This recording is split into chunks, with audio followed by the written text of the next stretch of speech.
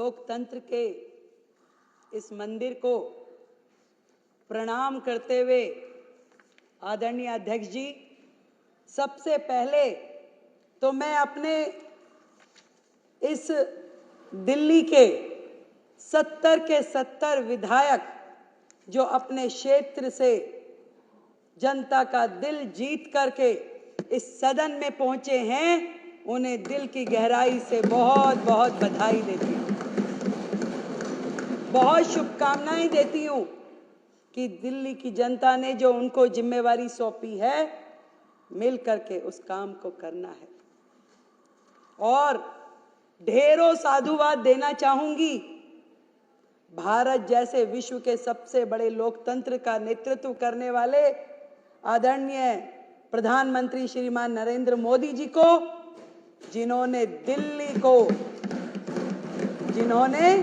दिल्ली को एक ऐसे कुप्रशासन से, ऐसी आपदा से मुक्त कराया जिसके कारण से दिल्ली वासी 10 साल से अधिक समय से जो दर्द झेल रहे थे, जो तकलीफ पा रहे थे, आदरणीय प्रधानमंत्री मोदी जी के नेतृत्व में उस आपदा से दिल्ली मुक्त हो पाई। प्रचंड जीत भारतीय जनता पार्टी को मिली। दिल्ली ने भर भर के आशीर्वाद दिया और मैं भी आज इस सदन में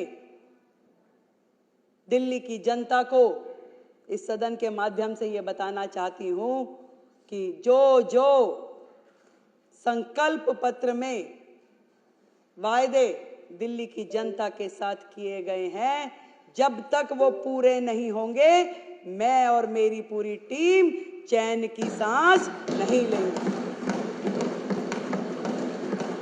दृढ़ संकल्प है, पूरी समर्पण के साथ, एक निष्ठा के साथ, उत्साह के साथ दिल्ली में काम करना है। वो लोग जो पहले इस सदन का उपयोग केवल और केवल माननीय उपराज्यपाल जी को, माननीय प्रधानमंत्री जी को आपत्तिजनक, अपमानजनक, अभद्र शब्दों का इस्तेमाल करते हुए इस सदन का उपयोग करते थे, आज इस सदन का उपयोग दिल्ली की जनता की भलाई के लिए, योजनाएं बनाने के लिए, उनके क्रियान्वयन के लिए और दिल्ली को विकसित दिल्ली बनाने के लिए इसका उपयोग होने वाला है। माननीय अध्यक्ष जी, आज आपके माध्यम से मैं ये कहना चाहती हूँ, 20 तारीख को जब शपथ ग्रहण हुआ, उसी दिन एक एक पल का उपयोग करते हुए हमने कोई विजय उत्सव मनाने के लिए नहीं निकल पड़े।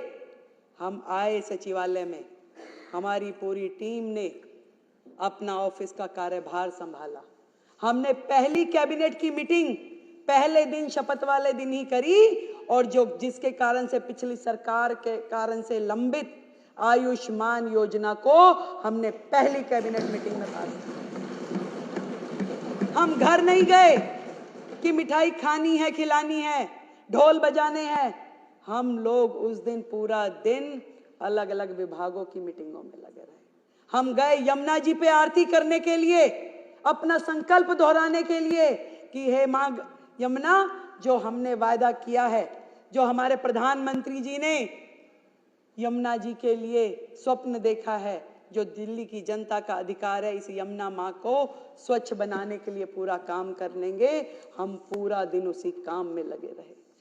आज 8 दिन और 9वां दिन आज माने तो एक एक दिन मैं और मेरे मंत्री और मेरे विधायकगण अपने क्षेत्र की जनता के साथ मिल करके दिल्ली को कैसे सुधारना है, क्या क्या काम होने हैं, केवल जनता के बीच में जा करके वो काम कर रहे हैं। इससे पहले ये लवली जी ने सदन में एक बात कही थी, वो बिल्कुल सही बात है कि पहले जनता को अपेक्षाएं शायद बड़े बड़े प्रोजेक्ट की होती थी कि भाई कम्युनिटी हॉल बना दीजिए, कॉलेज बना दीजिए, स्कूल बना दीजिए, पर 10 सालों में जनता इस लेवल पे आके खड़ी हो गई कि वो कहती है कि मेरा सीवर साफ करा दो, मेरी नाली बनवा दो, मेरे गड्ढे भरवा दो। इस कदर दिल्ली की जनता को परेशान करके वर्षों पीछे धकेलने वाली सरकारें आज यहां पर नहीं है। आज विपक्ष सामने बैठा होता तो शायद बात करने में कुछ मजा आता, उनके सामने कहने में, उनकी बातें बताने में। दूसरे ही दिन जब शपथ ग्रहण था तो आतिशी जी मेरे कमरे पे आ गई सब विधायकों को लेकर के, और मैंने तो देखा वो तो पहले दिन से ही इसी कार्य में लग गई थी कि क्या किया जाए, कैसे पब्लिसिटी पाई जाए, कैसे मीडिया में आया जाए। बैनर बना लिए गए कि 2,500 रुपए कब दोगे। मैंने उनको साथ सम्मान अपने कमरे में बुलाया, बिठाया, पूछा कि बताइए भाई क्या कह रही हैं आप। उन्होंने कहा जी 2,500 रुपए कब दोगे। मैं कहा बड़ी अच्छी बात है, आपको बड़ी चिंता है कि 2,500 रुपए कब मिलेंगे। मैं कहा आतिशी जी आप जिस 2,500 की बात कर रही हैं आप चिंता ना करें, ये जिम्मेवारी हमारी है। जनता को जो प्रण किया है, जनता के लिए जो वादे किए हैं वो काम हम करेंगे। पर इस बात पे जरूर मुझे हंसी आती है कि 10 साल का कार्यकाल, 3-3 बार की सरकार बनने के बाद सैकड़ों वादे किए, एक भी पूरा नहीं किया। और उसके बाद उनकी इतनी हिम्मत हो जाती है कि हमसे आके पूछते हैं कि ये कब होगा। तो पंजाब में नहीं दिया, दिल्ली में जो जो कहा नहीं दिया, वो काम कुछ किया नहीं, और हमसे आके पूछते हैं कि बताइए कब देंगे। तो मैंने भी मन में किसी शेर की कही, किसी शायर की कही हुई 2 लाइनें मुझे ध्यान आई कि बागवान ने भी न जाने कैसे कैसे शौक पाल रखे हैं। 10 साल का राज किया भाई, एक बार जीते तो 67 सीटें आ गई, दूसरी बार फिर 62 आ गई, फिर तीसरी बार फिर मौका मिल गया।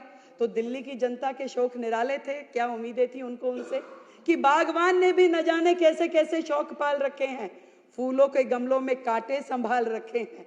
और इस सियासत में तो चित भी इनकी, पट भी इनकी, हमने क्या बेवजह सिक्के उछाल रखे हैं। मतलब जब ये सरकार में थे तो भी यही धरने पे बैठते थे, और आज जब ये विपक्ष में हैं तो हमसे सवाल पूछते हैं कि कब करेंगे। भैया ये सरकार में थे तब भी जल मंत्री होने के बावजूद आतिशी जी धरने पे बैठ जाती थी काम करने की बजाय।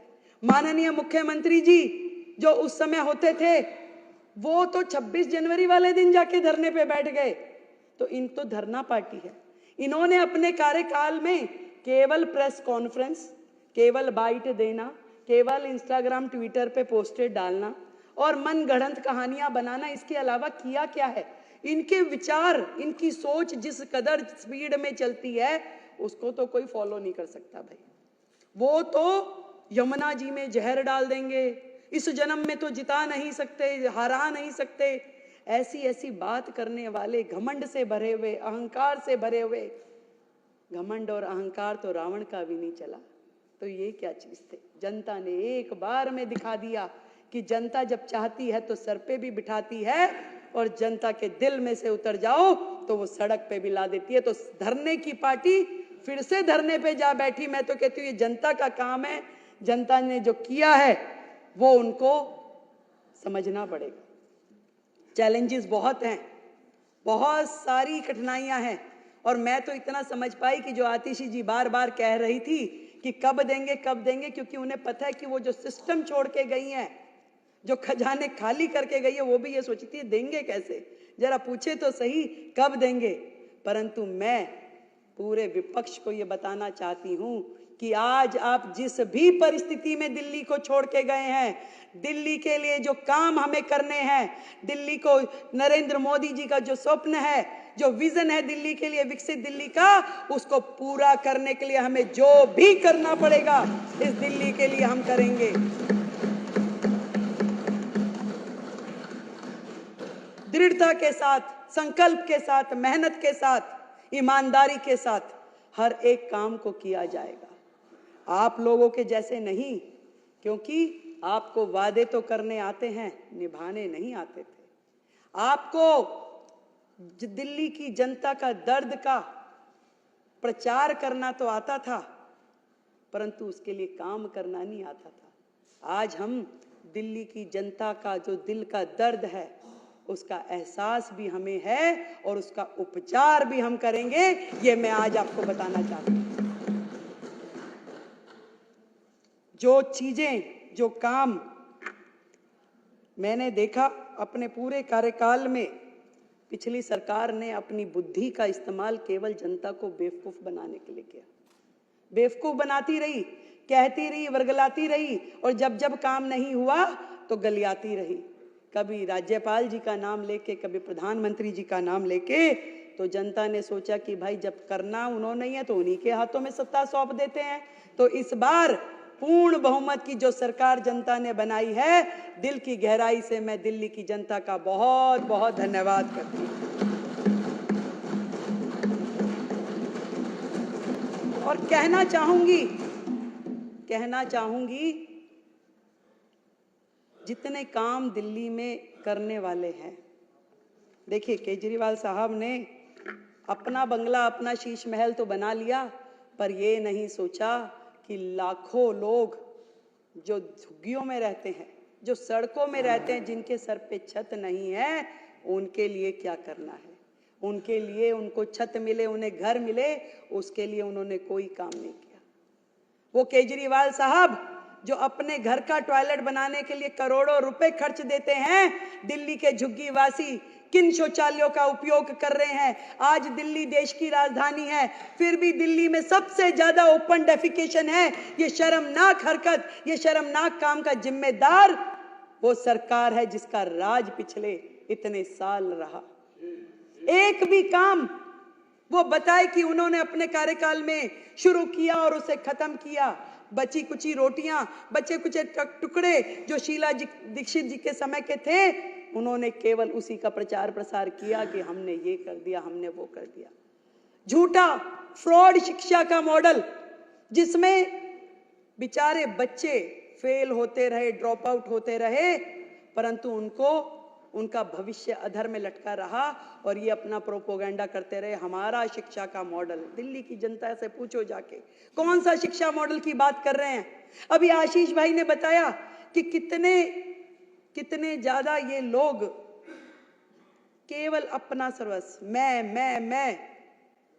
केजरीवाल जी ने दिल्ली की जनता के बने हुए उन मकानों में उनको जाने नहीं दिया, उन झुग्गी वासियों को, क्योंकि वो मुख्यमंत्री आवास योजना के नाम से घोषित नहीं हुए। पैसा सरकार देगी, केंद्र की सरकार, नाम तुम्हारा देंगे भाई। ऐसा कहां होता है? तुम लगाते, तुम करते, तुम उस पे अपना नाम लिखते। तुमने तो छोटी छोटी चीजों पे, यानी कि इस सदन में व्हाइट वॉश हुई, उसका भी पत्थर माननीय मुख्यमंत्री जी ने यहां लगा करके छोड़ा हुआ है। तुम तो नाम के इतने भूखे हो। तुमने दिल्ली की जनता को आयुष्मान योजना से महरूम रखा क्योंकि तुम्हारा नाम उसमें नहीं था, उसमें प्रधानमंत्री आयुष्मान योजना था, इसलिए दिल्ली की जनता को तुमने वो मिलने नहीं दिया। पूरे देश की जनता को आयुष्मान का लाभ मिला, पर दिल्ली की जनता उससे महरूम रही, सिर्फ और सिर्फ तुम्हारे अहम के कारण। आज दिल्ली की जनता बाट जो रही है कि कैसे दिल्ली आगे बढ़ेगी, दिल्ली में वो काम होंगे। मैंने बहुत सारे अधिकारियों से मेरी बात हुई, मतलब वो सरकार जो अपने ही अधिकारों को मारती पीटती थी, गाली गलौज करती थी, कैसे काम होते उस सरकार में। अपने ही चीफ सेक्रेटरी को घर में बंद करके पीटना, ये तो माननीय मुख्यमंत्री जी ही कर सकते थे। ऐसे लोग जो इस राज्य से कर वसूल करके दूसरे राज्यों में चुनाव में जाके खर्च करते थे, केवल एजेंडा था कलेक्शन हो जाए और उसके बाद खर्च कहां करना है वो कोई नहीं जानता था।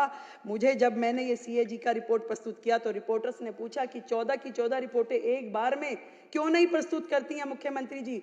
मैंने कहा भाई एक कितनी भारी है, एक बार मैं करूंगी तो हमारे विधायकगण अपने घर रिपोर्ट लेके भी नहीं जा पाएंगे। इतनी भारी भारी रिपोर्टें, एक रिपोर्ट जिसका वजन पता नहीं, हो सकता है ये 3-4 किलो तो लग ही रहा है मुझे।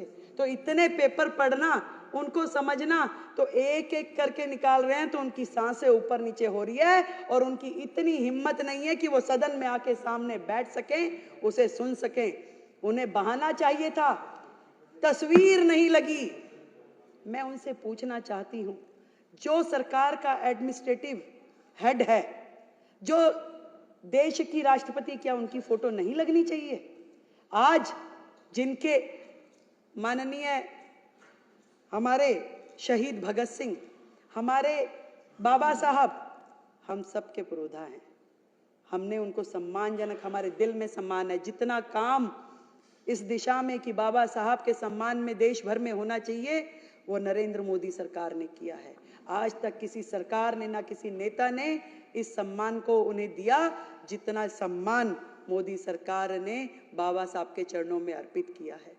वो लोग बातें करते हैं, फोटो नहीं लगाई, केवल मात्र बहाना कि मुझे तो लड़के जाना है, किस तरीके से मुझे यहां से बाहर निकले, क्योंकि वो सुन नहीं सकते थे जो बातें इस रिपोर्ट में लिखी हुई है, जो बातें एक एक विधायक यहां बोलेगा, उनकी हिम्मत नहीं थी वो सुनने की, इसलिए वो दौड़ गए कि भाग जाओ भैया, जो मर्जी बोले यहां पे, हम तो बचें। उनको काम क्या है? उनका काम है इस सदन में बैठे अपने चिंगू मिंगू के माध्यम से वीडियोस बनवाएं, उस वीडियो को प्रचारित करे, प्रसारित करे। एक वीडियो रिलीज हुआ प्रवेश जी, एक बुक्के था, अब बुक्के दे रहे थे, वो कह रहे जी एक बुक्के से मुख्यमंत्री जी ने कईयों को निपटा दिया। भाई मैं तो बनियों की लड़की हूं, मैं तो फजूल खर्ची कर नहीं सकती। इस दिल्ली में जनता का एक एक रुपया जो कि राजस्व के रूप में हमें मिलता है, एक भी रुपए का दुरुपयोग मैं होने नहीं दूंगी। आज इस सदन के माध्यम से मैं कहती हूं, भाई एक बुक्के इस्तेमाल कर लिया तो क्या गलती कर दी भाई? पैसा बचाया है, खराब तो नहीं किया। और ये भी बताना चाहूंगी कि जो भी लोग इस लूटपाट में, भ्रष्टाचार में लिप्त थे, एक भी व्यक्ति को छोड़ेंगे नहीं, एक एक पाई का जवाब देना पड़ेगा।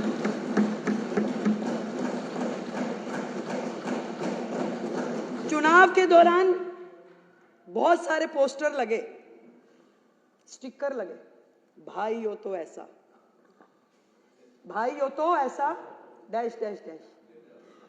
ऐसा भाई जिसने दिल्ली की बहनों के परिवार बर्बाद कर दिए, घर बर्बाद कर दिए, एक के साथ एक फ्री देने वाला तो सर एक ही मुख्यमंत्री है पूरे के पूरे देश में। एक ही मुख्यमंत्री, एक के साथ एक फ्री। दारू, कैसे घर बर्बाद हुए, कैसे बहनें खून के आंसू रोई, ये केजरीवाल साहब जो उन्होंने किया वो इतिहास में लिखा गया। जो घर बर्बाद हुए, जब उस बहन का पति उससे लड़ता था तो वो 100 गालियां देती थी केजरीवाल को, और वही बद्दुआएं लगी है कि केजरीवाल जी की पूरी टीम सिमट के, जितने धुरंधर थे, जितने मुखिया थे, सब घर जाकर के दुबक्के बैठ गए। दिल्ली की जनता, दिल्ली की बहनें, उनकी बद्दुआएं उन्हें लगी। जो नीतियां रीतियां उन्होंने अपनाई, जो भविष्य खतरे में डाला, दिल्ली को बर्बाद करने की दिशा में उन्होंने कुछ छोड़ा नहीं है। उन्होंने डेवलपमेंट के नाम पे जहां जहां जो जो करना चाहिए था, कुछ भी नहीं किया। केंद्र सरकार से करोड़ों करोड़ रुपए आते रहे और उनको बर्बाद करने के लिए उन्होंने सारे काम किए। यमुना की सफाई के लिए करोड़ों रुपए आए, कुछ काम नहीं किया। दिल्ली में G20 के समय में जितने काम हुए उसमें दिल्ली सरकार का जो शेयर देना था, दिल्ली सरकार ने नहीं दिया। मेट्रो के एक्सटेंशन में जो पैसे दिल्ली सरकार ने देने थे, दिल्ली सरकार ने नहीं दिए। एक भी काम दिल्ली सरकार ने जो उनका बनता था वो किया नहीं। जब भी जरूरत पड़ी केंद्र सरकार ने ही खड़े होकर के दिल्ली को संभाला। कोविड के समय में भी ना तो केजरीवाल घर से बाहर निकले, ना ही उनके जितने विधायक थे घर से बाहर निकले। एक भी विधायक ने समेत उनके मंत्रिमंडल के किसी दिल्ली की जनता की कोई मदद नहीं करी अध्यक्ष जी। तब भी दिल्ली को संभालने वाले आदरणीय प्रधानमंत्री जी थे और गृह मंत्री अमित शाह जी थे, जिन्होंने दिल्ली को संभाला और दिल्ली के प्राण बचाए। कैसे भूल जाएगी दिल्ली की जनता, कैसे भूल जाएगी?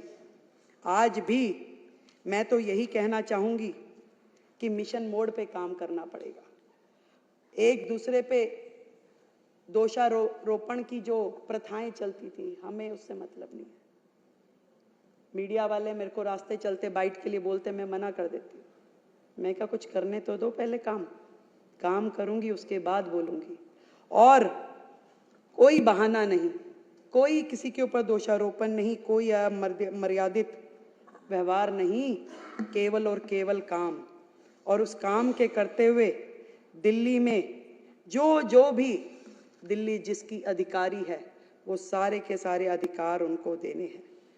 यहाँ तक कि एमसीडी का जो शेयर हमारा बनता है, आज इस सदन के माध्यम से मैं कहना चाहती हूँ कि 192 करोड़ रुपए जो दिल्ली नगर निगम का शेयर है वो हमने उनको ट्रांसफर करवा दिया। दिल्ली की जनता को बातों की सफाई, हाथ की सफाई नहीं चाहिए, दिल्ली को दिल्ली की सफाई चाहिए।